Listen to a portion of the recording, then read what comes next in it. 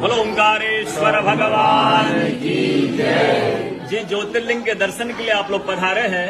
ये राम से 14 पीढ़ी पूर्व मांधाता राजा हुए हैं। शिव पुराण में उल्लेख है, जिन्होंने मां से ने पिता से जन्म लिया था। उनकी तपस्या से ये शिवलिंग प्रकट में स्थापित लिंग नहीं है।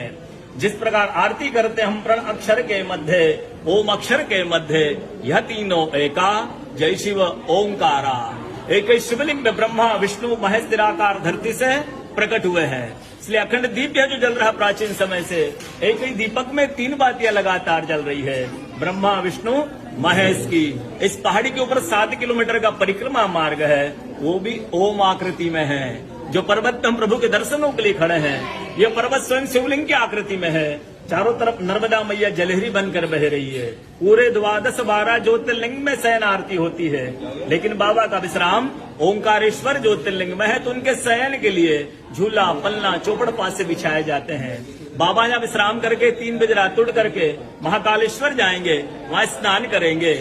इसलिए वहाँ का भस्म आरती प्रसिद्ध है, यहाँ का शयन आरती प्रसिद्ध है। शिव पुराण में भी कथा आती है, महिलाएं 16 सोमवार व्रत करती है, उसमें भी कथा आती है। क्या कथा आती है? प्रतिदिन भोलेनाथ आते हैं, माँ के साथ विश्राम करके सुबह ब्रह्म मुहूर्त में उठकर चले जाते हैं।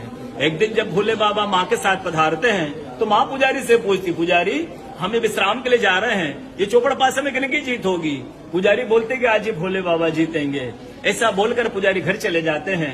भोले बाबा माँ विश्राम के लिए चले जाते हैं। सुबह ब्रह्म मुहूर्त में जैसे ही भोले बाबा माँ बाहर निकलते हैं, पुजारी द्वार पर रहते हैं। तो माँ पुजारी से पूछती, पुजारी कल मैंने आपसे पूछा था, हम विश्राम के लिए जा रहे, चौपड़ पासे में किन की जीत होगी? आपने कहा भोले बाबा जीतेंगे। भोले बाबा नहीं, मैं जीती हूँ। माँ ऐसा बोल करके उनको श्राप दे के चली जाती है। उनके तुरंत पश्चात अप्सराएं शिवलिंग पे जल चढ़ाने आती, तो अप्सराएं पुजारी से पूछती, पुजारी अस्वस्थ क्यों हो गए, आप तो ठीक थे।